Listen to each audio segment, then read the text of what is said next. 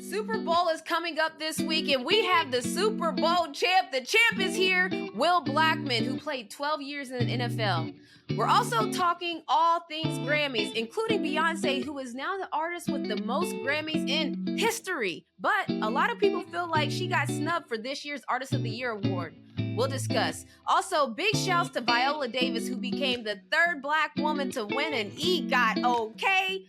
Also, we end with episode this week with Bruce Jackson, who has a book out called Never Far From Home, My Journey from Brooklyn to Hip Hop, Microsoft, and the Law. A lot going on. It's the trade deadline week. Super Bowl is coming up. WNBA free agency is still rolling. Let's go! What's up, good people? So listen, sports is doing its thing. Sports is sporting. Sports is the greatest show on earth. I always say this, that sports is greater than reality TV. And we're seeing this live, whether it's the trades that Kyrie just demanded and then got traded 2 days later from the Brooklyn Nets to now the Dallas Mavericks, where he's going to be teaming up with Luka Doncic. We also found it interesting that Joe Tsai said, look, I'm trying to trade him anywhere but the Lakers. As we know, LeBron James did the little eye emoji wanting Kyrie to maybe alluding to the fact that maybe they're welcoming Kyrie to the Lakers if that was a possibility. But there's so many things that happen in sports that I want to cover. But I want to talk about my former teammate, Kara Lawson. I play with her on the Connecticut Sun.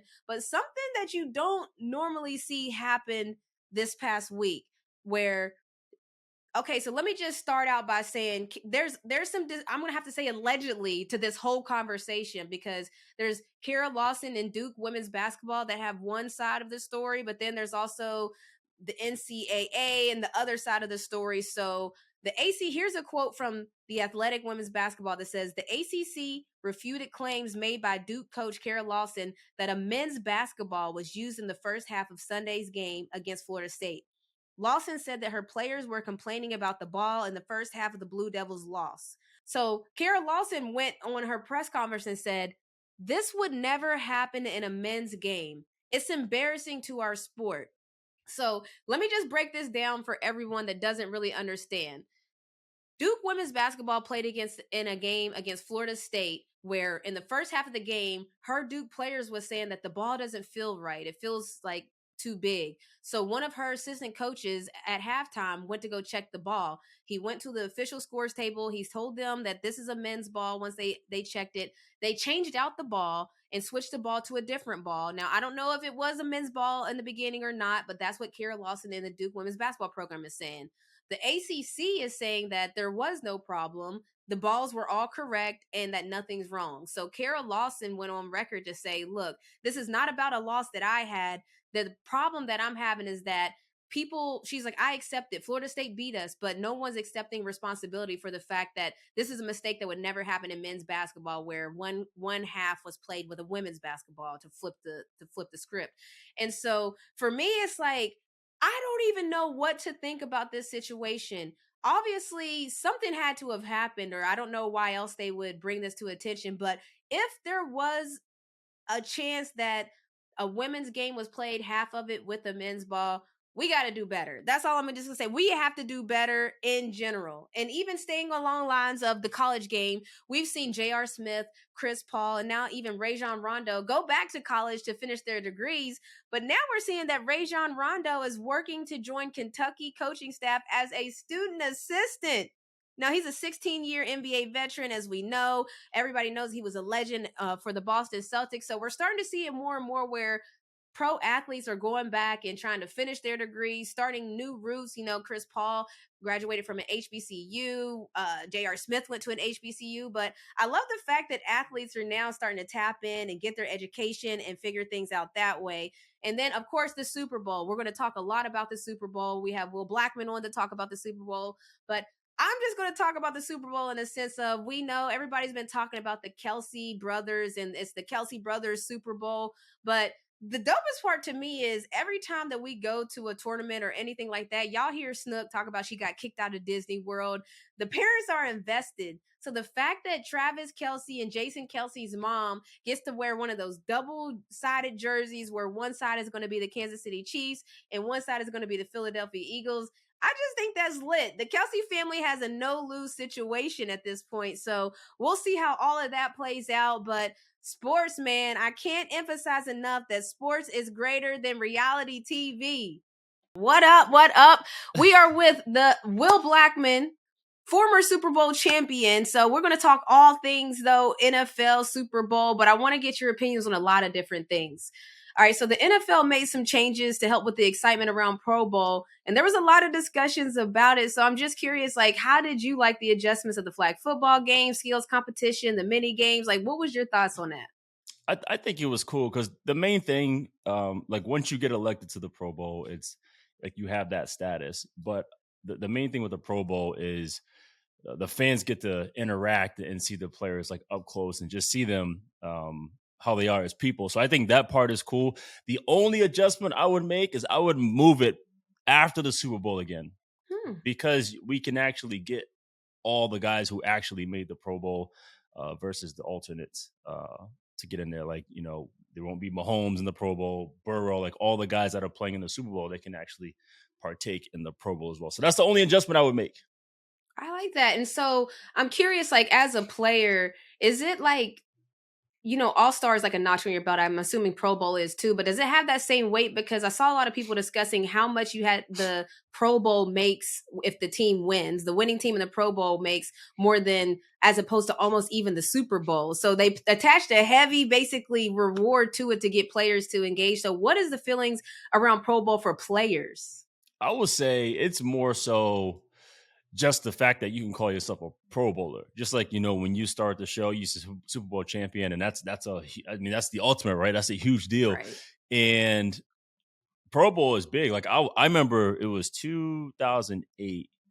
And I mean, and when I was returning, this is when like Devin Hester, Reggie Bush. So it was hard as hell to make the Pro Bowl as a punt returner because these dudes were nice.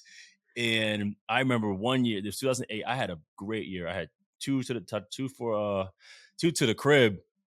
And then I remember like, okay, I just need one more because I'll be in the lead for the NFL. And I remember driving to the game with my wife. I told her, I was like, dude, if I get one today, I was like, I'm doing the hula celebration. It's like, over. Oh, it's a wrap. No question about it. Like, I'm in. There's no doubt about it. And so I remember that game, we were playing the Houston Texans. And I don't know, I just felt like good vibes. I like, you know, club music, house music. And they were playing, I forget which Rihanna song they were playing, but it was something that was turned, right? And I just felt good about it. And then my homeboy on the other side was talking so much smack to me. And I was like, yo, I said, this is going to the crib right now. So sure enough, boom, I caught it. And I swear, Renee, it parted up like the Red Sea and I was gone. Got to the end zone, did the hula dance, did the Lambeau leap. I did everything. And then turn around, there was a flag on the field. No, I was hoping that wasn't coming. No. You knew it was coming. You knew it was coming.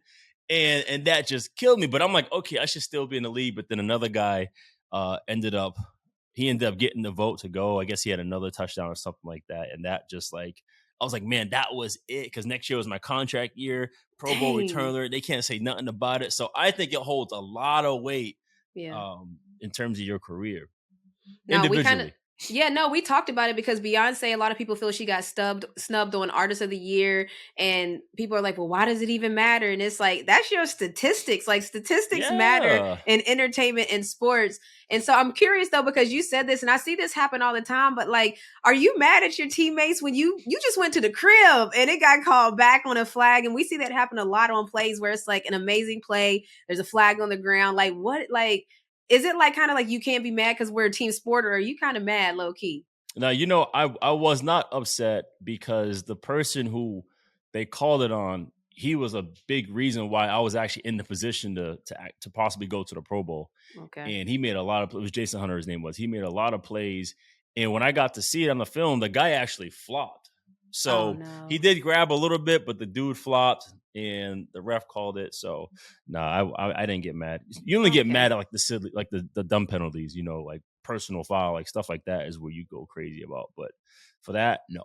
Got you. Okay, so we were talking about changes that the NFL is making, and now the NFL is possibly looking to ban hip drop tackles, which is how Patrick Mahomes got hurt, Tony Pollard got hurt. But Richard Sherman tweeted out, defense is hard enough with the rules about roughing the QB and interference. This would be overkill. So what are your thoughts on that change that might happen? Yeah, it's hard because I know when they outlawed the horse collar rule, I think my boy Roy Williams was the catalyst for that. But I get that. You're jumping back, you're grabbing the back of the horse collar, Yeah. which is really difficult. But what's really hard is to stop someone's forward progress. You know what I'm saying? So it's to me, I get it in terms of it possibly, you know, I mean, we saw two ankles get jacked up this postseason, but Yeah. I mean, there are so many other tackles that can cause problems. I mean, right now they already changed roughing the passer because quarterbacks were hurting their shoulders and breaking collarbones, so you can't lay on the quarterback anymore. But then what if all of a sudden there's a huge issue this coming season, this next season, where we're falling on guys and collarbones and shoulders are getting messed up? Are we going to change that too? So it's really hard because my biggest pet peeve is when an offensive player is near the first down and then all of a sudden a defensive player knocks him past the first down. Oh, I'm hits like, him dude, like, forward. yeah, knocks him forward. I'm like, that is the silliest play. So the hip drop trying to pull him back, I mean, it's hard. It's hard. I mean, it's everything is hard, Renee, because the game is Exactly. it's It's a physical so game. it is so fast. It is crazy. I mean, I remember I went to make a play on Larry Fitzgerald. I made an actual textbook perfect tackle, like shoulder, head up, drove through. And right before I made contact, Larry dropped his head and his head hit my head and shoulder, and I Oh, went out cold. what? I was out. But it happened like just that quick, So it's super difficult.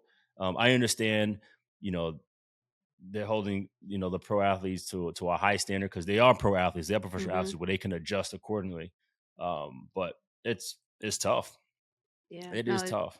definitely. You talked about quarterbacks, and there's been some conversations online about Tom Brady and his retirement. So I want to get your opinion on a couple of the discussions. So we know that Tom Brady, he's going to go down as one of the greatest NFL players of all time. But a question that's been posed is, do you think the league should retire number 12 for all NFL teams? Hell no. Out their damn mind with that. Ain't no way. For what? Now, this okay. Because I immediately thought, because I think Taylor One put that out there, didn't he? Yes. He put something crazy like that out there. I'm like, okay, yes, I will say I believe Tom Brady is the GOAT. Just because I love consistency, and it's so hard to just win one Super Bowl, let alone 7. So for him to do what he did in New England and go to Tampa and not miss a beat is absolutely outstanding. It's incredible. But I can't imagine in that division, like the Buffalo Bills retiring number 12 because of Tom Brady. Like, no. Roger Staubach, no. Now, I did say this. I won't be mad if maybe decades down the road they end up changing the Lombardi trophy to the Tom Brady trophy, the Super Bowl trophy.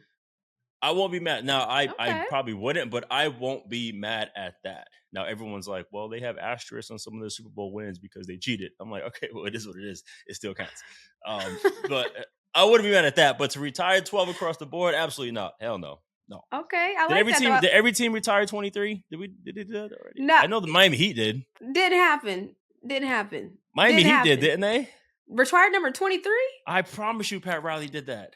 I promise you. Pat Riley retired number 23 on the Heat for Michael Jordan? Well, don't be on here lying to us. No, I said maybe. We got to fact check it. I know. Okay, well, y'all can fact check us. I like to tell. No, but I always like to tell whoever's listening. You can fact check us. You can tweet me if it's not true or if it is true. Let us know. Let us know. That's interesting. always call me out when I say something like that. I know, but I'll be like, look, I'm glad you listening. That's kind of how I see it. And on the same topic, okay, we're still on Tom Brady. I told you there's a lot of discussions going around, and we've seen athletes like Michael Strahan go straight into media as far as being an analyst and a host is concerned. But I don't know if we've ever seen someone get a 10-year, $375 million deal right out the gates, which is what Tom Brady received from Fox Sports. What are your thoughts? What is that? Is that expected because it's Tom Brady? Is this a wild number? I mean, you do a little bit of TV as well now too, or a lot of it, but like, what are your thoughts on that contract? My thoughts are there must have been some kind of a bidding war. When I was young, I didn't really understand certain contracts. Like I would be like, man, this dude, he didn't do much, but man, he got paid. You know what I'm saying? And I learned, well, if there's a bidding war, then someone's gonna try to up somebody else. So my initial thoughts are it was possibly a bidding war that's going on for him. Um, Also, he's probably gonna have to do a hell of a lot Yeah. when he People goes to don't the. understand that side though. When they put a lot of money on there, that means you're gonna be Yeah. used a lot. So I mean, he did say he's not gonna do anything this year, and he's probably gonna get going in 24. He's gonna take a gap year, is what he called it. So probably just reset and live his life a little bit. But yeah, it's look, power to him. You know, I need that. Like, right. let me get something. You know, no, it's dope. I mean, I don't even really know what to say because again, I don't know the bidding war or whatever was behind it. But yeah, good for him to have that opportunity because as we all know, when it's all said and done, that was probably the most difficult part for a pro athlete is the transit to reinvent yourself. Definitely. It's a beast. Definitely. And you are right. The Heat retired number 23 and 13 was retired for Dan Marino. So we got a little fact check early. But let's move on to the Super Bowl because it's coming up on February 12th. And I want to ask you some questions because you are a Super Bowl champ. And I want to know what Super Bowl week is like because we all know the game is the game. But I equate it to the Final Four. Like when you make it to the Final Four, you have to go up early. You're doing media. There's promo videos. There's the practices that are open for the fans. There's a lot going on other than just the task at hand that you're focused on. So, like from your experience, like what's that Super Bowl week like? Well, it's a blessing that they give you 2 weeks because that first week is when you're still at your facility and that's where you get all your work done. You get all the planning just like you're playing for that weekend, but obviously you're playing for the next week. So you get all your work done because when you do travel to the Super Bowl destination, right, it is media day every day. You're doing something all day, every day. So as a team, you might have a couple of walkthroughs. It's nothing strenuous or nothing crazy, but literally it is something. It's funny. I just watched the women's boxing event this past weekend, and I didn't realize it's the same for them. Like all the promotions, all the interviews, everything before you actually going out to fight. So, you know, it's the same deal. We have all these obligations, and it's fun because you have media from literally all around the world coming in, and then people you never thought you see. So it's pretty cool.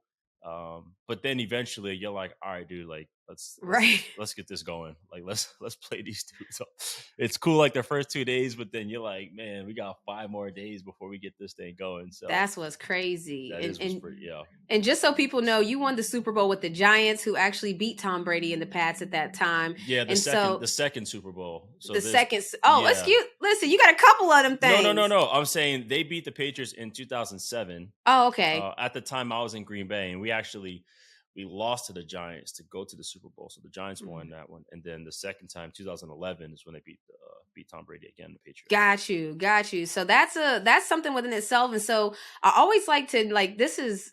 I don't know if this is an athlete thing all around, but the gifting is the dopest parts to me. So you know how when you go to and there's boxes in your room, there's packages in the locker room from sponsored gifts, all of that. What is gifting like on Super Bowl? Like, because I've been to a couple Final Fours, so that gifting I thought was okay. And then you see the men's Final Four and you're like, dang, their gifting is nice. So I can only imagine what's the level of gifting like when it comes to Super Bowl and like sponsors just giving y'all free stuff.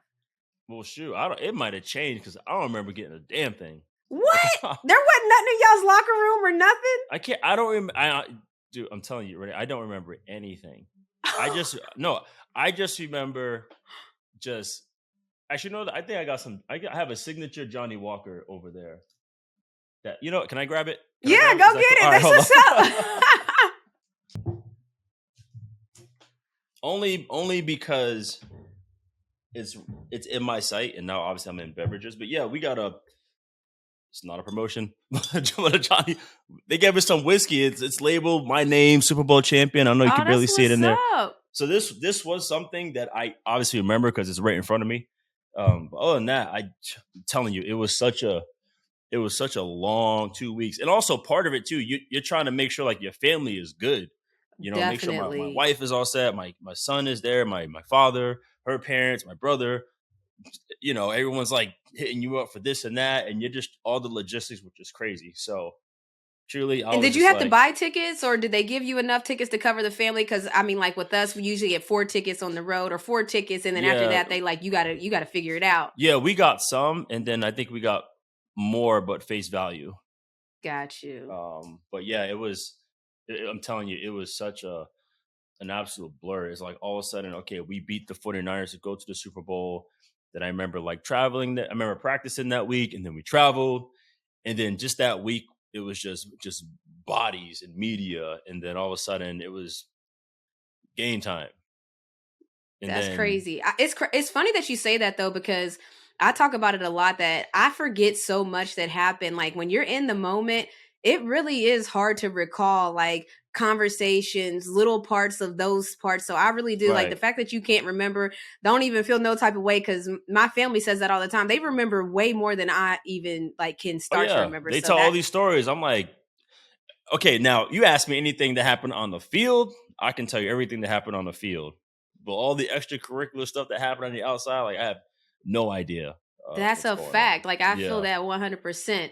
And on the so back to the Super Bowl, Doug Williams was the first black quarterback to win a Super Bowl. Yep. And now we have two black quarterbacks matching up in Jalen Hurts and Patrick Mahomes. So for people that may not know, can you talk about why it's such a big deal, the progression of having that representation at that particular position, quarterback, considering even how the IQ was measured by the NFL when we talk about different protocols and different Right. things like why is that such a big deal being made of it now? Well, yeah, because number one, quarterback is the most difficult position, first and foremost, and you really it's really obviously the arm, but it's really about the intangibles when you evaluate that position. It's not so much, man, he's the best athlete, he can do this, that, and the third. Like, can he lead? Does he have the Mhm. smarts? Can he understand progressions? Can he lift everyone around him? Can he do all these things, to be a good quarterback? Also, obviously, yes, having pocket awareness, being a good pocket passer. There's so many things that you need to play that position in the NFL. And for sure, for years, for decades, it was looked down upon. Like they truly believe that it was very difficult for a black quarterback to be a cerebral type of player. That's why, you had Doug Williams, who was a really good pocket passer. You had Randall Cunningham, who could, he was very mobile, but he also had a big arm as well too. You had Mhm. Warren Moon, who set records, in Canada and other leagues as well too. But it's almost like for a while you had to be somewhat of a beyond gifted athlete, almost like a Michael Vick. Right. It was like Michael Vick is like, man, let's just put him out there and let him have the football.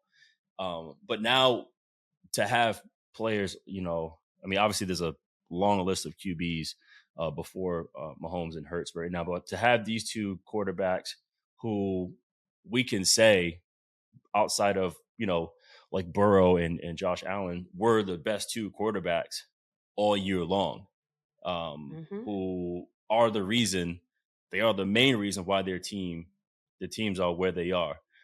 And so it's really cool to see. It's really cool to see that these two can possibly be faces of the NFL for years to come. I would say Mahomes probably is right now, Definitely. and Jalen Hurts is making his name and truly is one of the most likable players already. I just love his calm, his poise, how he's unbothered, how he can handle adversity. Um, so yeah, I think it's super cool. That's the first thing I noticed when both teams won, and so that's pretty dope. Okay, and so what are your like keys to the Super Bowl for the Chiefs Oh and my for gosh, is that tough? Like, I mean, like, come on, you had to know I was going to ask you that. Like, for I instance, know. I saw an analyst say that you got to double Travis Kelsey. Period. Like, you have to commit to doubling Travis Kelsey because that's going to be a key to stopping the Chiefs. But like, if you had to, what are the keys to this Super Bowl? Because we hear it broken down every part of the game, but Well, in the simplest form, what do you think? this is a hard one to pick because I think the Eagles overall are the better team, Hmm. and I feel like the Eagles, like for them to win, they're really just going to play football. It's going to be slow. It's going to be boring, but they're just going to go. They're just going to go win. You know, they're going to do nothing cute. They're just going to run the ball down your throat. They're going to hit explosive plays. You're not going to do anything offensive because the defense is so smart and disciplined, and they're going to win. However, if there's someone who can overcome the odds, it's Patrick Mahomes over on the other side. And that's the part that's crazy. Is like, as soon as you count him out, like, he's right back in it. And even playing against the Bengals, I'm like, man, his ankle's jacked up. I think the Bengals are going to win this. And then he goes out there and is running. Not just throwing, he's running the football, you know, with his ankle. Now he has 2 weeks to get healthy. So it's tough. But I do think what teams have failed to do in the past couple of weeks against the Chiefs, they failed to stop Travis Kelce. Like, no one's jamming him. He's always wide open. He's in single coverage. And it's like, yo, like, are you guys trying to lose this game? It's like obvious, right? In any sport, it's like, okay, yes, you look at the team, you're like, who's the most dangerous person? Right. Who's the second most dangerous person? Let's eliminate those guys. Speaking of, in our Super Bowl, the year we that year we were doing well, our main player was Victor Cruz. Okay. And there's a soundbite of Coach Bill Belichick saying, like, make them throw it to Mario Manningham. Not Victor Cruz, not Hakeem Nicks. Like, take away those guys. Make him throw it to Mario Manningham. And fortunately for us, Eli did throw it to Mario Manningham. He made one of the greatest catches in Super Bowl history on the sideline, which I was like, that is absolutely unbelievable. He did do that. But if that's what you game plan for, and he makes something incredible, then you live with it. You know, you play the percentages. So I hate stupid football. I hate when guys just, like, you seriously, it's like going there. Travis Kelce is a problem. Triple team him, double team him, whoever, whatever you're gonna do, just make sure he doesn't beat you. Let someone else beat you. So that being said, you're not getting a pick. I hate stupid football. I hate stupid football. I hate stupid basketball too. So I feel you on that. All right. So right now I'm going to go into some Twitter. I call it Twitter IRL because I have some random questions now that I'm going to ask you. All right, you ready? So this is just random questions. There's no rhyme or reason. Yeah, Twitter. Where you be on there. Twitter. Yes, sir. I have fun.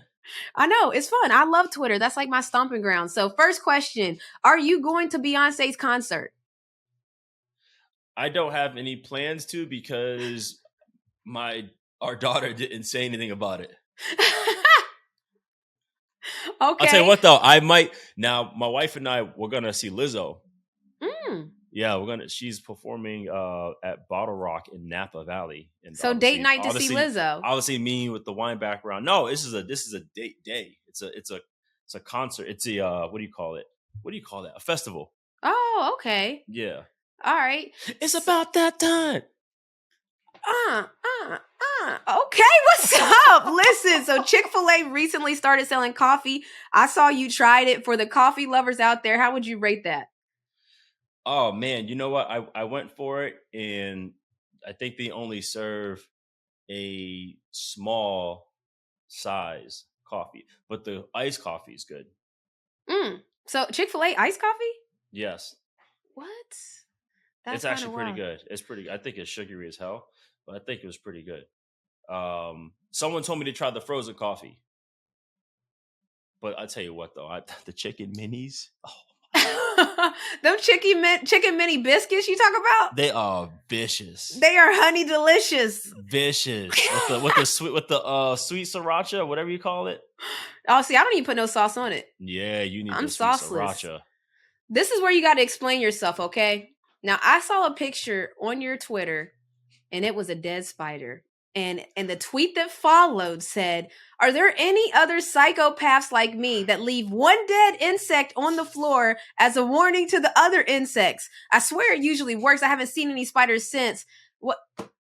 Explain yourself, Will. All right. So, sometimes you got to send a message.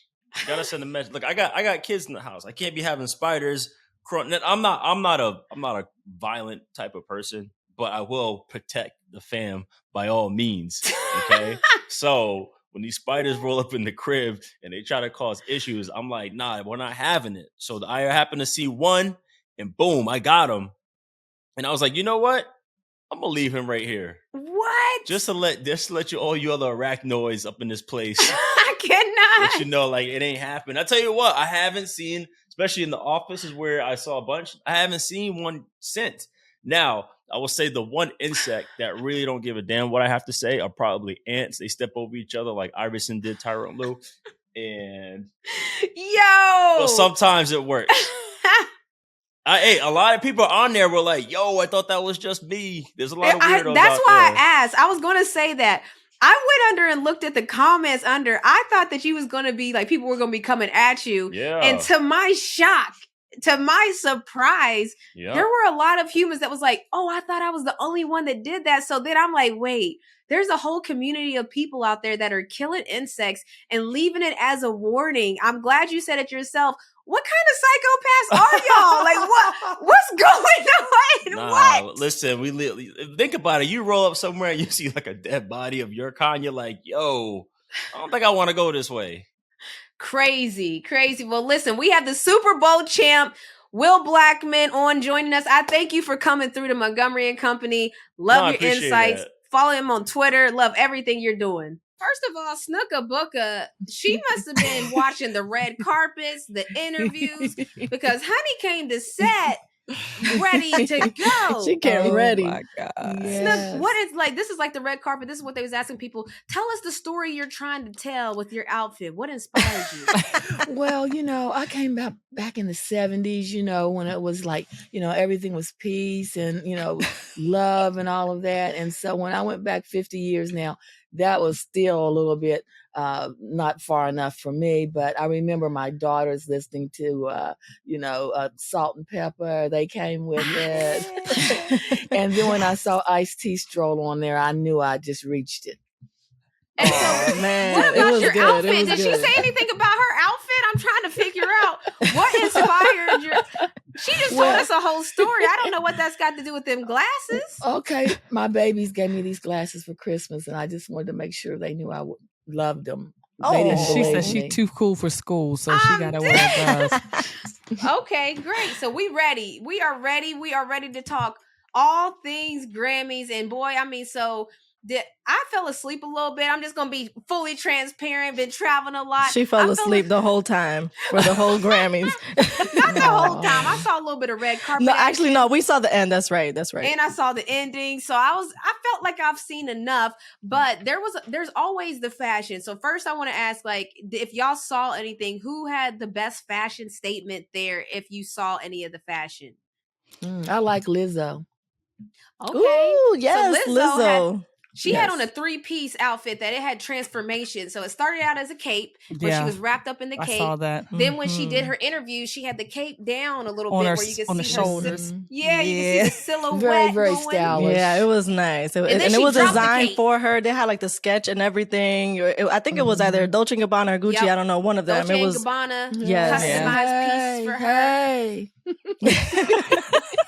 Okay, listen, we gonna move on. Snook is turned up, okay? She must be feeling like she's at the Grammys right now. So we are going to talk about it. So Beyonce, okay, there's always a Beyonce conversation when it involves the Grammys. Jay-Z had his line in one of his songs that said, F that Oprah ate stuff at the Grammys. Like, because she's gotten snubbed before where she didn't win any at the Grammys. But the Carters were back at it again. And a lot of the talk, there was a lot of people discussing that they felt like she may have gotten snubbed for this year's Artist of the Year. We know that Harry Styles went on to win that.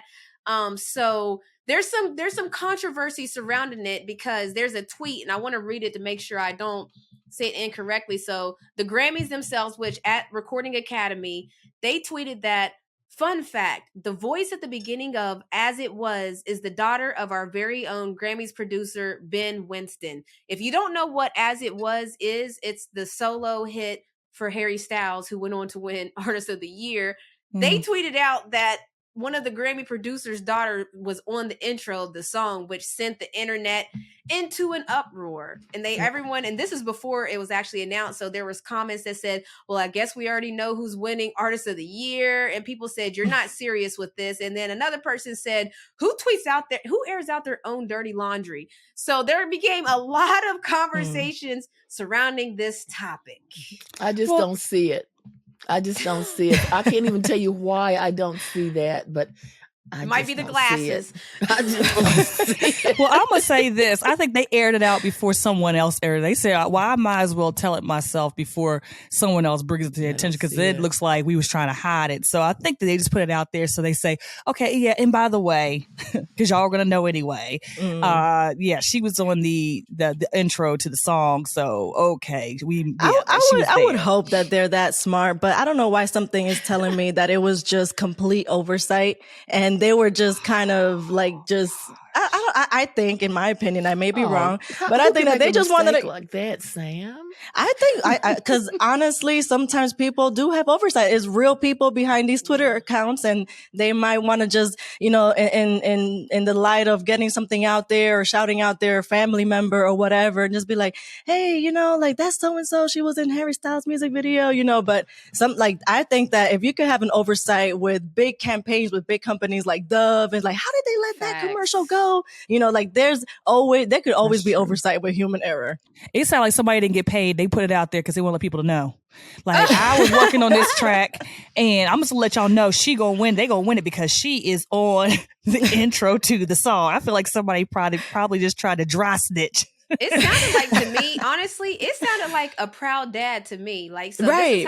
this is how I read it. Imagine you're the Grammy producer, right? So all you're thinking about is, my daughter is on the song with Harry Styles. Well, like, then why I think would I she also be? read something Why would that she said, be a part? Why would that be? You recuse yourself from But being you on gotta that. remember, have y'all seen the whole discussion about Nepo babies and different things of that nature? Yeah, they don't see Hepo, I don't care. It just don't look right. It wasn't right. It just don't look right. But that's the whole discussion about it. People don't see a problem with nepotism like that. There was I don't see a problem with it either, unless I'm in a position where I am deciding the fate or making a decision for someone else. If I have a personal connection with someone that I am actually judging, then I think that nepotism should not be a part of it. Now, if it's my company and I own it and I want to hire my niece, my nephew too, okay, cool. But when you're doing this type fine with a certain level of nepotism,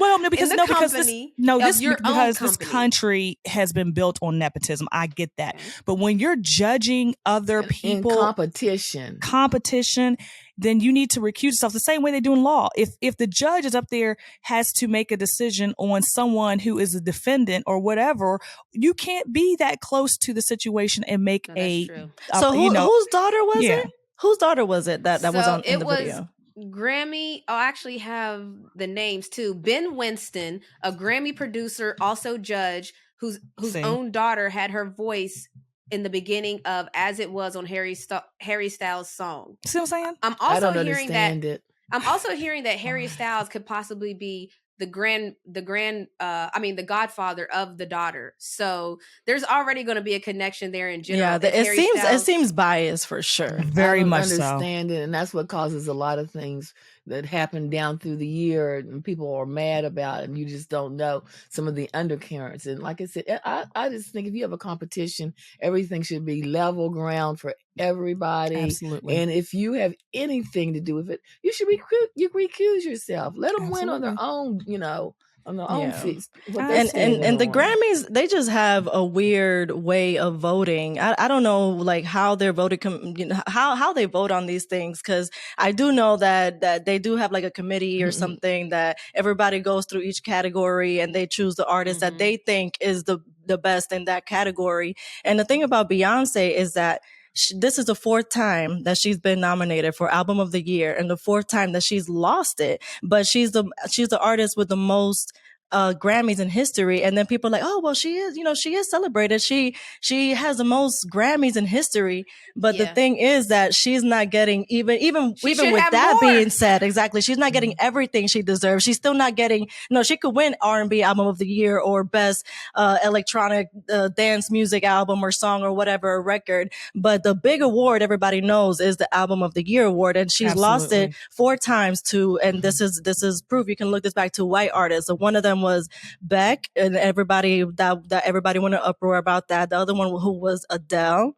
And and Taylor Swift, so each, and then now Harry Styles. Oh gosh, yeah. So it's 4, every time it's been to a white artist. But this time, Harry Styles, Yeah, I mean, I just look, don't see okay, that. we might be able to give you Adele. Like Adele, okay, Definitely, I love can't Adele, keep but think even that was Adele always dedicated her one. speech to her. turning Adele tables. Adele Yeah. recognized it. She said, "I don't know how I lost this to Beyonce's Lemonade. She had the most, whatever. I don't know verbatim what she said, but basically she said that Lemonade was the best album that came out that year. She doesn't even know how she won that over Beyonce. So even Adele recognized it, that Beyonce should have won Album of the Year. Yeah. And all the other times too is like, of course, we all know the infamous incident with Kanye West, how he, with Taylor Swift and things like that. So people have come, to her defense almost at every time, because everybody knows that, she, every time she comes out with a big album, it kind of it gets snubbed for Album of the Year. They're just trying to break her soul.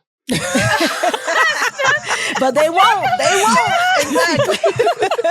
It makes me think about, how we use the term imposter syndrome in like the business world. The fact that Adele got up there, it almost felt like having imposter syndrome. Like, I shouldn't really be holding this. It's like when you're in a category with Beyonce, I saw somebody tweet this too. So like you said, she lost to Beck, Adele, Taylor Swift, and now Harry Styles.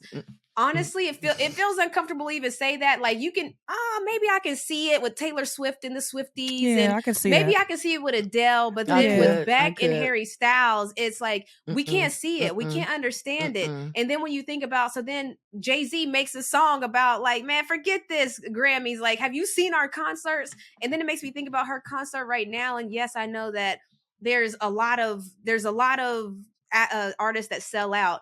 What's happening with Beyonce's concert is unheard of. It's starting to get to that status of like, you got to ask a favor. We were talking to Allison Felix and she's like, look, I'm gonna have to call in all my favors to get to a Beyonce concert. Wow. So there's something about what Beyonce is doing that I think it is a snub that she deserves to have the recognition of being Artist of the Year, because when you start to look at stats, and I'm just going to put it in sports terms, when you start to look at stats, how many all-stars you get, how many championships you get. That's what you start to talk. When a player is done and retired, what do we talk about? How many points they scored. LeBron is about to break the record for points of Kareem Abdul-Jabbar and be the scoring champion. We talk about the stats. So yes, it's like, oh, well, does it matter? I think it really does matter, because that's two right there that we know off top that she didn't receive Artist of the Year. And that's her stats, that when she's done and she retires, those aren't going to be attached to her name. So it is kind of crazy to think that, like, yeah, she's the most decorated, but also she's still snubbed on so many. It's like that fake news. It's fake news. Well, it kind of reminds me of Denzel Washington. Like I said, he did so many amazing movies that he honestly should have won for. And it's almost like they waited for something where he was like, for this, it's almost like they're going to wait, and then it's going to be one of her albums that's probably not one of the best albums that she probably had, and then they're going to be like, oh yeah, you can have it now, here you go, because they don't, that's the way I feel like they're going to do. And that's the reason why, another reason why the people don't like the Grammys, because they feel like it's already rigged. And a lot of the award shows, a lot of the award shows, they feel like they're rigged or whatever. And then you have someone who's a judge with also his daughter on one of the, so it looks bad. It looks like they're not credible. And so you start going to watching the Grammys. It's very biased. So I think all the biases are coming to light for sure. The Bible says you avoid all appearance of evil. Look, Snook, I don't know, but something about this outfit is making Snook spicy, Snook, and I'm not mad at it. And you guys brought up something else, because Harry Styles is under a little bit of hot water, because during his acceptance speech, he said, this doesn't happen to people like me often. And a lot of people didn't understand who that people like him could be referencing. Well, who was it? Harry Styles said. But who was the people? Well, that's what I want to know. I'm like, what does he mean by that? Because what we can see is an English white man, and that's what the rest of the world sees. So everybody's like, well, what do you mean it doesn't happen to white men like you? But I don't know what he meant by that. I don't know if he means like maybe he grew up really poor or something. I don't know. But everybody's like, you were in one of the most successful boy bands in history, who were being compared to the Beatles, One Direction. And now you're saying that this doesn't happen to people like you. It kind of seems that the pattern is that it happens exactly to people like you. I call it reverse gaslighting. Because instead of making everybody else think they're crazy, you're building empathy. So you say, "Oh, this doesn't happen to people like me." So people are like, "Oh man, yeah, what is that? What is he talking about?" First of all, when he said that, unfortunate enough to be of the rural lineage. Well, I think that what he's doing is trying to give himself more depth than he's trying to be more a deeper person than what he. Well, what he would initially start out. One Direction was a boy band, and a lot of boy bands get the cutesy, oh my gosh, heartthrob, and a lot of men who are real artists and real actors, even like Johnny Depp, when he started off with 21 Jump Street, he did all these cutesy roles. He couldn't stand it because he wanted to be a real artist. So I think a lot of times what happens is he started out, with One Direction, which was a boy cutesy band, and now he's trying to have depth. And so he's trying to build it, and he's building it. Things like this don't happen to people like me, to make it seem like, oh, I won this because I can't believe I won this because I feel like it's reverse gaslighting. That is a hilarious term, reverse gaslighting. It's a little tone deaf for sure. Yeah, I just feel like everybody has a story. So like, we're not like discrediting that everybody has a story to get to the top. It's not easy for any artist to get to the top. So I'm just saying the thing that we all know, so that people are like, but what if he had a struggle? Everybody has a struggle that makes it to the top. We know that whether you're a Black woman or you're a white male, we understand that there's going to be a struggle to rise to the top. The thing that we all are struggling to understand is that your pathway to get to the top is going to have, I would say, less struggles than other groups. And the way that he alluded it was that maybe that he, man, we don't usually get here. And so having beat an artist like Beyonce in the category and then saying that at your acceptance speech, it felt like, to your point, Serena, a little bit tone deaf, because Beyonce she's the type of person that doesn't usually get it. She's lost on 4 of them, as we know.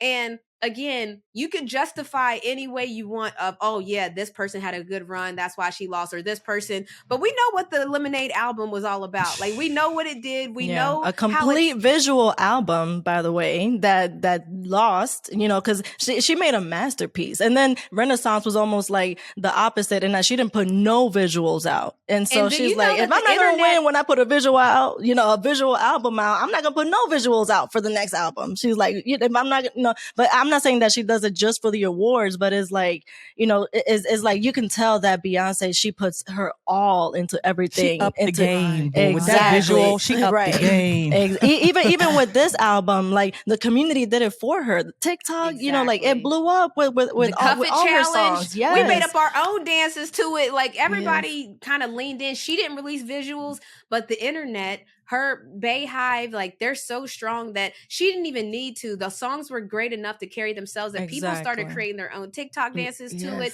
their own visuals for it. Snooka Booka. And maybe he was meaning that because he wasn't quite as up to par as she was, that's why he was surprised he won. Reverse gaslighting, like I said, make people think, it's not people you, like it's me, who are like way up there. We don't usually get it. I mean, then maybe he should have said, I don't know how I mean, I don't know. I mean, Beyonce is the queen, but maybe he should have went a little bit of the Adele route, and maybe said, I don't know how I can lose with so many. I don't know how I can win with so many incredible people in this category. Kind of if you wanted to go the humble route, but that didn't sound humble. But can you imagine? He was going for empathy. Can you imagine afterwards when everybody got in their little groups and their little cliques, and they say, "Do you believe that?" I can imagine. What was talking about Lizzo and Adele's response to the reaction when he won. It was so funny. Lizzo was like, "What just happened here?"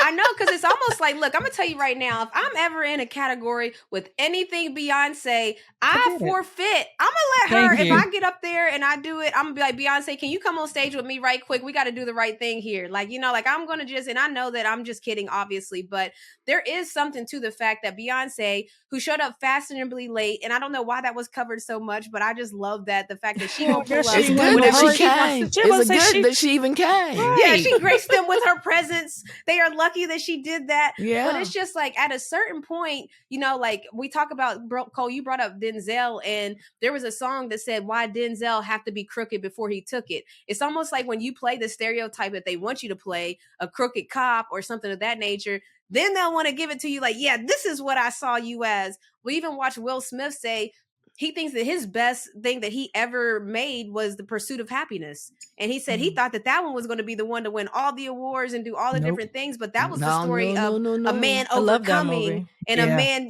maybe the stories that win aren't the ones that we want to see ourselves as. It's the ones that they want to maybe see us as, is what it's kind of seeming like. So, and that's the thing, right? That's the thing about being an entertainer, is that it's that constant struggle as any creative is like what I like and what the people want from me, because it's like sometimes your favorite song on the album is not even the most successful one on that comes out, according to what people like. I think Beyonce said that I don't know which one is her favorite song from the album, but it's not like Cuff It or Break My Soul. It's one that probably is not even that popular, I think. Well, I'm gonna say this. It seems to be a trend because, and I'm drawing a blank here, Halle Berry won it for Monsters Ball. She did Dorothy Dandridge. She did amazing.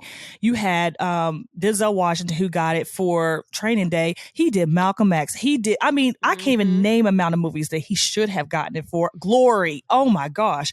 And so he never won it for those. And then even with Halle Berry winning it for Monsters Ball, it's like, come on now. Dorothy Dandridge, she did amazing with that.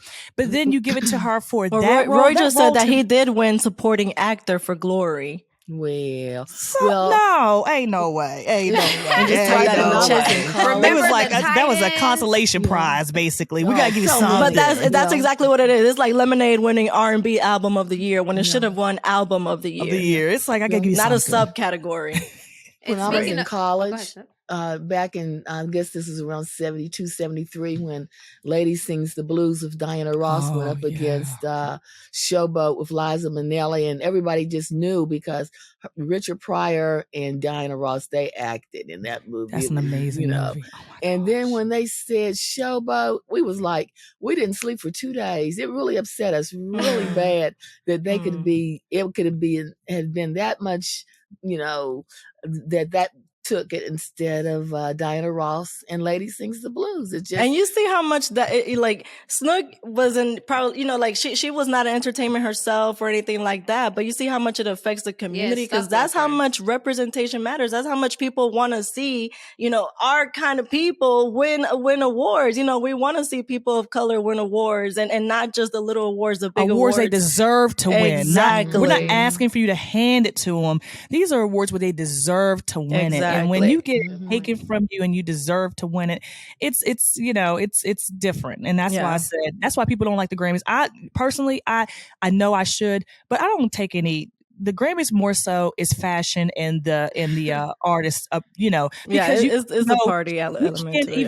You can't go by what they say, because it's going to be something crazy. Exactly. And by the way, Roy just wrote another nugget in the chat. He said Matthew Broderick was the lead actor in Glory, which is why Denzel Washington won supporting actor, because he wasn't the lead actor. So but that's the tough part, though, there. because it's like we say that all the time. When you talk about the EGOT, the Emmys, the Grammys, the Oscars, the Tonys, when we have to keep telling ourselves like, we don't even take that to heart, or we know that it's not going to not be right. But then it goes back to that same thing about athletes. It's like, Tyler Perry talked about it. Like, you can build your own table and build your own studio like Tyler Perry's doing here. But there's something about giving somebody accolades that they deserve, to Cole's point. There's something about when an actor or when an artist or when an athlete retires, if you got an athlete that retires and it's known every single year that they're snubbed, right? In 20 years after that athlete retired, people aren't going to be talking about the 20 years of snubbing that athlete received. They're going to go back and look at the stats and they're like, why do you think this person is supposed to be in the top 25 for WNBA? They didn't get an all-star. They didn't win a championship. Those that's not true, because we are still talking about Denzel. We're still talking about, we're this generation. I'm talking about generational. So will Trill and Shannon and Vance be talking about all the snubs that Denzel Washington had? No, we're they living will not. it. You're right. Snook's You're right. talking about if they hang around me enough, they will.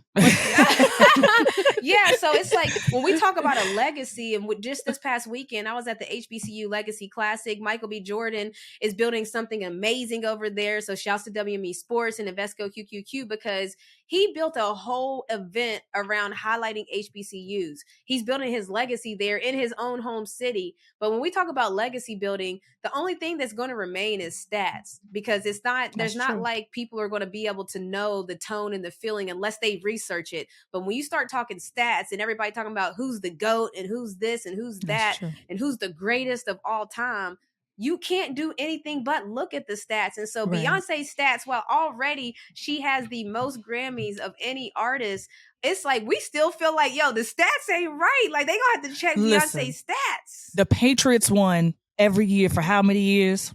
Come on now.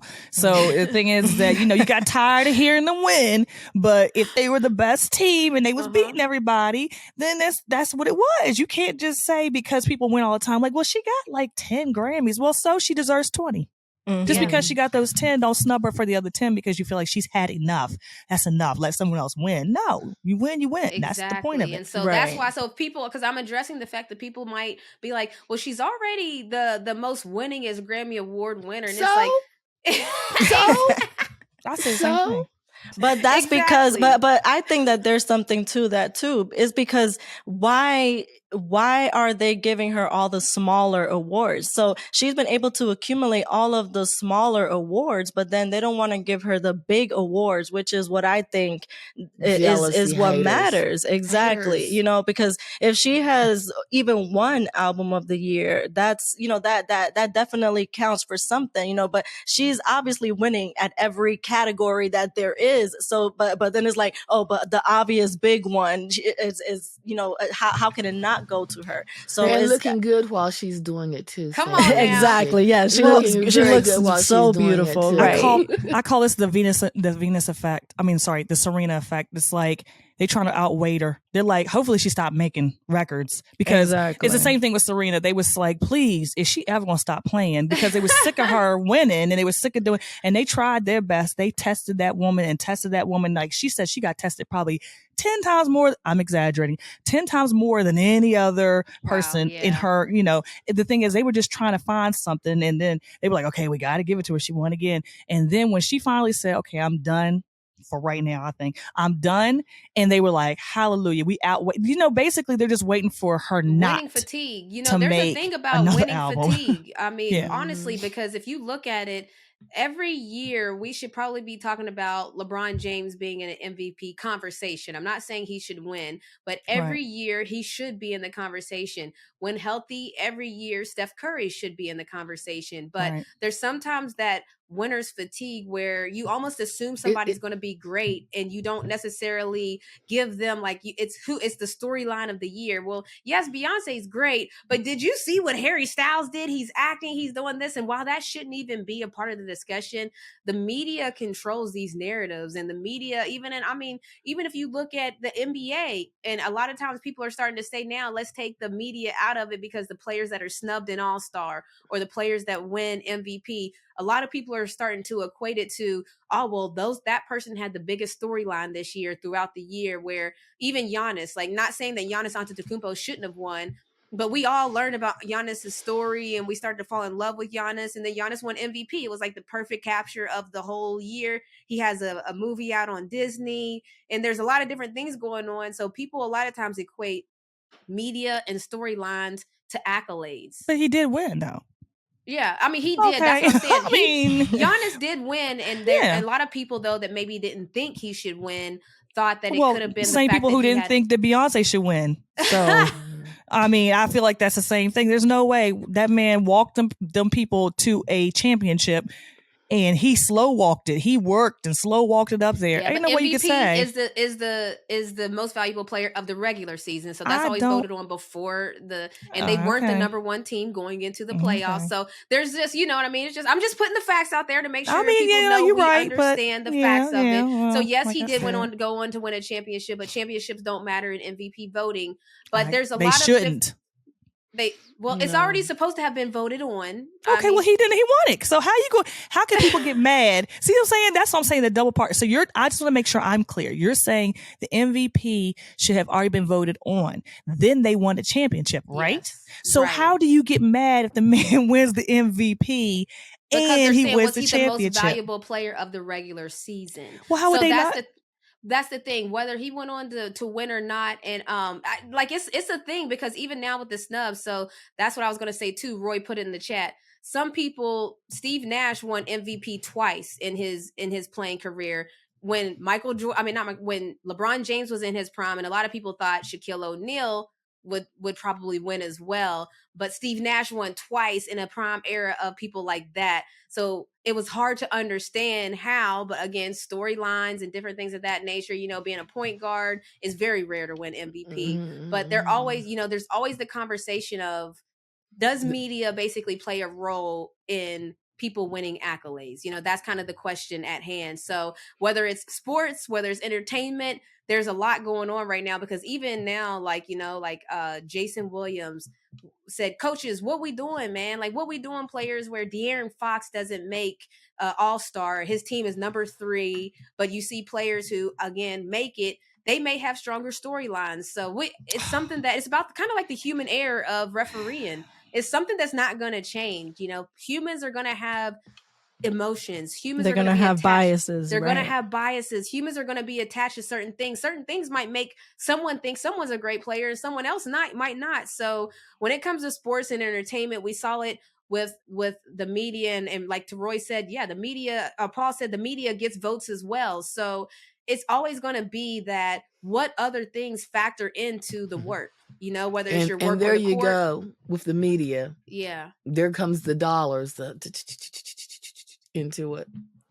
And that's the thing. And so we can all I feel like we can all be mad about Beyonce, and we're going to be mad about Beyonce. And it's like, is that something that can even change? Because now we're sitting at the 4th time she's been snubbed for Artist of the Year. And, we could hope that it's not going to happen again. And there's going to be another side that might argue, well, why is it a snub? And we all know why. It's like, we don't even have to explain why we know Beyonce should have won over Beck. We don't have to exactly explain it. When it's like obvious choices. I mean, I'm not gonna say it's obvious for everybody, but I know that not as many people heard Beck as they've heard Beyonce's album that lost that year. Sam, you was right. You were right. Be for real. Like, we know Beyonce won. Beyonce won with Renaissance, and now she's about to go on the Renaissance tour and shut it down worldwide. This ain't the U.S. Renaissance, right? Like, tour. If people want to argue, like maybe like Adele or something, like we're like, well, Adele and Beyonce probably went head to head that year because they had 2 of the best albums that year. Then people, it's like Adele her album was very popular. So it's like when you have 2 major hits, hitters, big hitters like that, you can probably argue with it. But with Harry Styles, I haven't even heard Harry Styles' album. I don't know. Like I think that when there's a clear distinction on whose album was more successful, I think it definitely feels like a snub. They're probably trying to get tickets to Beyonce's concert as we speak. Okay, they trying to pull up. Right.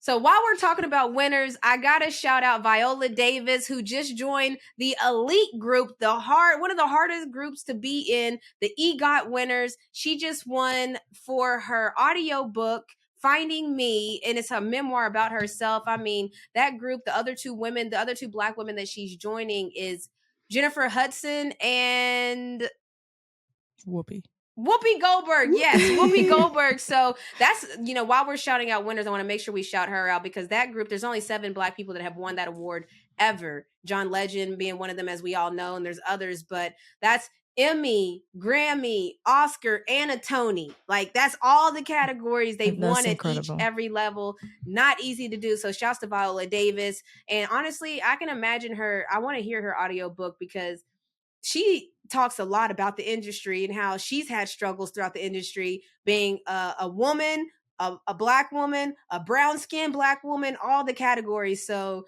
I know that memoir has to be something else. All right. So listen, we're here with Bruce Jackson, who probably has lived a little bit of every job, lived a little bit of every life. You're a journeyman. You have a book that's releasing called Never Far From Home, My Journey from Brooklyn to Hip Hop to Microsoft and the Law. So, I mean, first of all, that's a lot of jobs. Are you tired? You already? No, I can continue going. It's necessary. I love that. So, I love the movie Slumdog Millionaire because I feel like it's just your lived experiences are valuable life lessons. And so you came from the Brooklyn projects. Now, depending on how you look at it, I look at it as it could be a blessing. No, I think it is. I think that I am who I am because of where I came from, right? Whether it's the Brooklyn, the projects, the inner city, I am exactly who I am. And I don't shy away from that. I love that. And so you're a journeyman.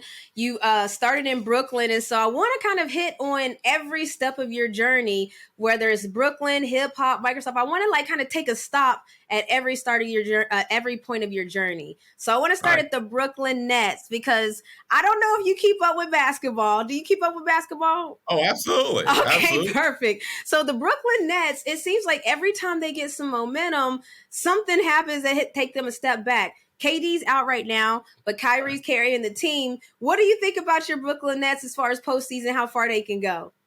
I think they can, if everyone healthy, I think they go extremely far. They have the talent. They just have to be healthy, and I think they'll get to where they need to go. Exactly. Okay, so we see a lot now because we're going to touch on your entertainment lawyer, your former entertainment lawyer. So we're going to kind of use all your backgrounds to ask you some questions. Sure. The Brooklyn Nets was once owned by Jay-Z for 10 years, but he held a piece of it but had to sell it because he had to avoid a potential conflict of interest to be a player agent. Now, we're seeing a lot of that now where athletes are getting into ownership. On the entertainment side, is there what are the pros and cons of all of this movement? No, I think that athletes, entertainers should always get on the the ownership side. Typically, we're basically employees. So I think it's time for us to step in the ownership rank. So I certainly applaud everyone who's talking about ownership because I think it's very interesting, particularly for generational wealth. Oh, I love that word, generational wealth. We talk about it a lot here. And so when you talk about generational wealth, we had Master P on last week, and he said generational wealth is a family endeavor. Like it can't just be one person on board. It has to be the full family. Was that ever a goal of yours when you started out? And is it still a goal?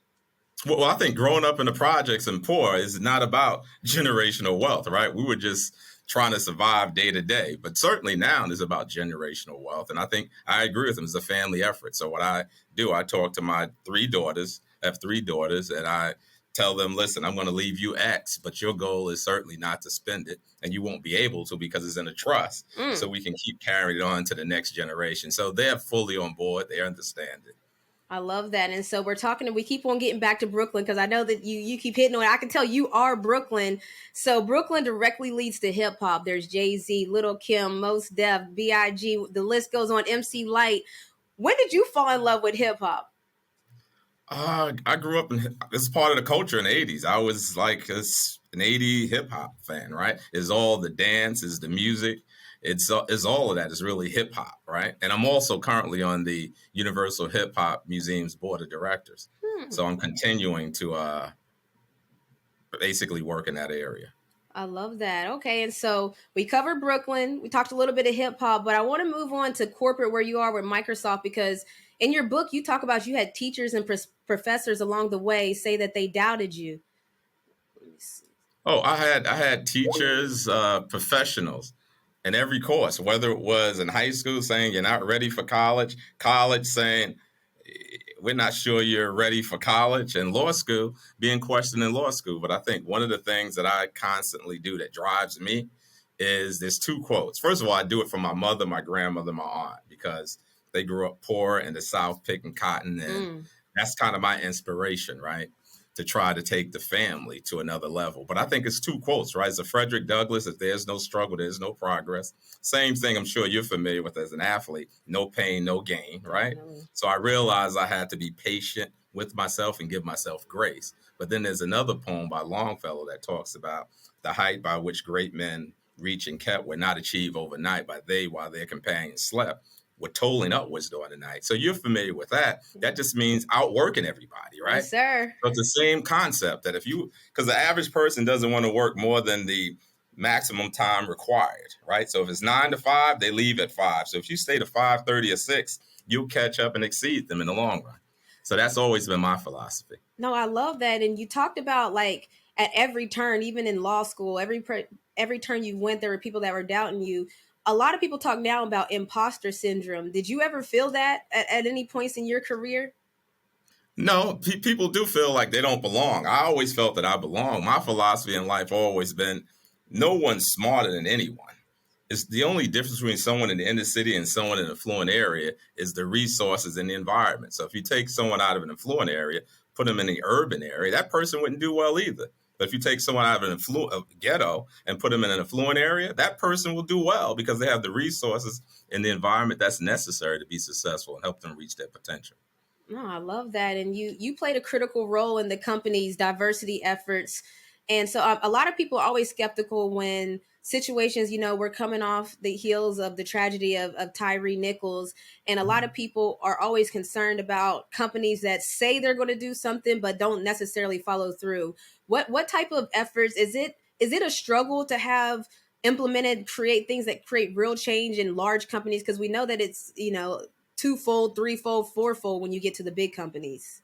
No, I think you're absolutely right. People talk the talk, companies, right? But none of them necessarily walk the walk. And it really all starts at the top. That's how you set the culture. It's always at the top. You can try it from the bottom and bring it to the top. But typically, if you want to make real impact, you need to set it at the top. And I think I was fortunate that the company I'm with allowed me to be me.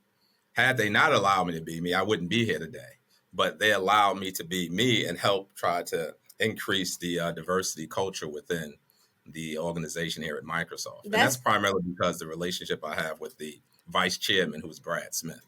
Wow. And so what is that like? I'm the same. So I'm an athlete through and through, now sitting in boardrooms with millionaires, billionaires. So it's like, wow, I'm pleasantly surprised. And I tell my other teammates too, that we're more equipped than we actually think we are.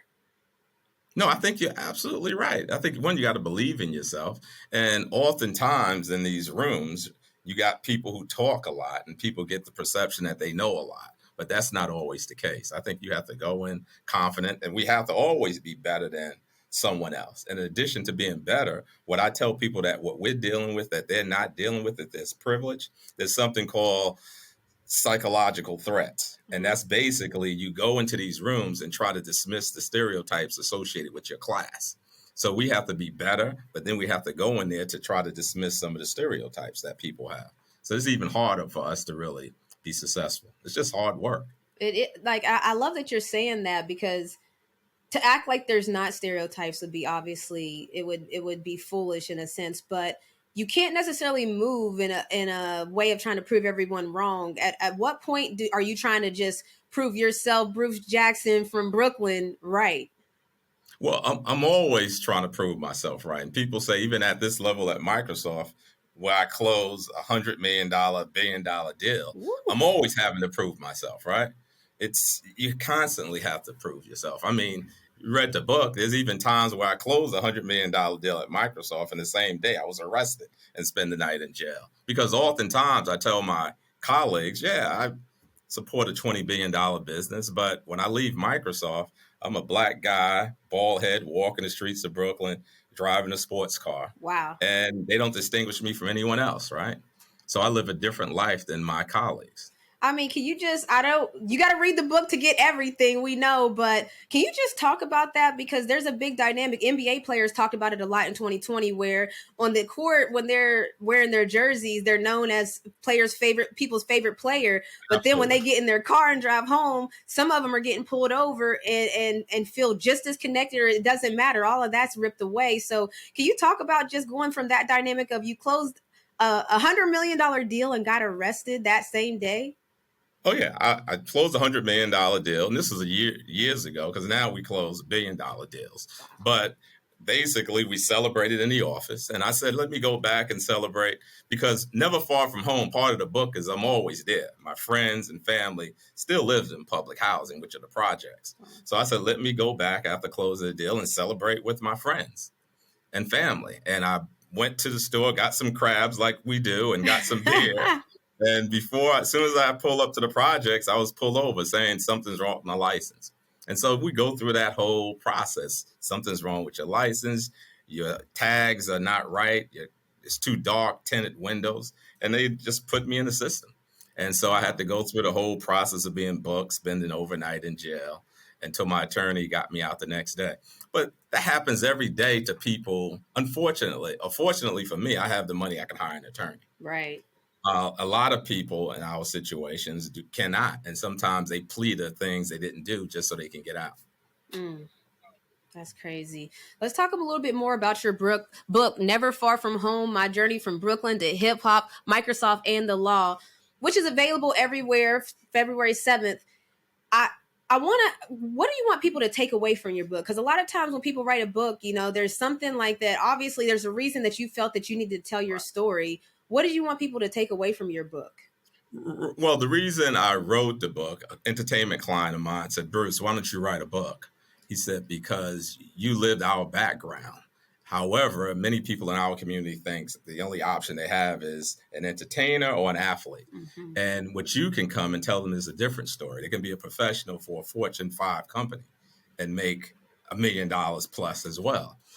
So he said, we want you to do that. In order for our people to do that, they have to see it to believe it in order to achieve it. So my goal is to inspire everyone, right? Initially, it was just the urban area. But after speaking to my vice chairman, he said, Bruce, you're going to inspire people in rural areas. You're going to inspire people, women. You're going to inspire immigrants. You're going to inspire people who are LGBTQ plus community, right? Because they all have barriers and obstacles to overcome.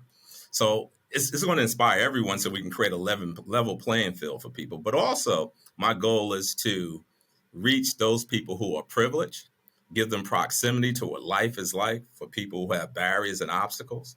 And hopefully that will breed support, empathy and support to help us along the journey. So that's what I'm trying to do. And also, I want people who are like me in corporate America to basically tell their story too, because it's the most incredible weapon we all have to basically inspire the next generation. And a lot of us try to hide our backgrounds and our story. And my thing is we need to share it. And you said we need to share it. Now, you're fortunate you shared your background, your love of hip hop, coming from Brooklyn, but there is maybe a concern about people sharing their background and it getting almost used against them. Have you ever seen that? Or for people that may feel that way, what would be your thoughts? Well, I hope they look at me, right? This is someone who grew up, and I didn't hold anything back in this book. And with the feedback I get from a lot of people I'm interviewing with, it's like, God, as an executive at Microsoft in the vice chairman office, you're sharing more than most people would share. And I'm like, well, I have to be authentic for my people to really accept me, right? So I'm going to be authentic and tell the truth. So I didn't cut anything out. So that's why I tell people when I interview, there's nothing off limits because I pour it all into the book. Wow. And so this makes me think of, there's a show that came out, the movie The Best Man, and then the final chapters was the show that came out. And a lot of his friends, when you share all your truths, sometimes other people get caught up in it. Did you see that as your reality a little bit? Did you have to reach out to people beforehand to let them know you were sharing a story? Like, how did that work? People ask me that all the time. And I said, I didn't do that. I said, because if I did that, then I wouldn't be writing my truth. I'll be writing everybody else's truth and getting feedback, and it wouldn't be my story anymore. So I said, I'm just giving my story. In fact, my daughter said, Daddy, be careful. Don't say anything bad about my mother because you have a platform. She doesn't have a platform. I said, well, all I can do is tell my truth.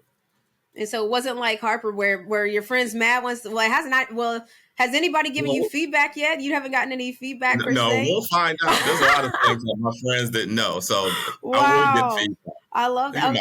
I'll get a lot of feedback, I'm sure. Okay, for me, people have told me, like Ray Allen, he's one, a Yukon Husky. He told me that he expects me to write a book someday. My first thought is, I feel like I've forgotten a lot. Were you journaling along the way? Were you taking notes? Like, how did you bring these stories to life? You just remembered everything vividly? No, I think you will, right? I think what I did, I just started from the beginning. And as I started telling the story from the beginnings, I started becoming reminded of certain things that took place. I think you'll start to remind yourself, or you'll remember certain things instinctively. So no, you should definitely write a book. It's therapeutic as well. And did you write it yourself, or you had like some, like, I mean, we know that you're an entertainment lawyer, so writing, I'm sure. No, I had someone help me write it along the way, right? Okay. Because you're busy in my field. So no, I had someone help me write the book as well.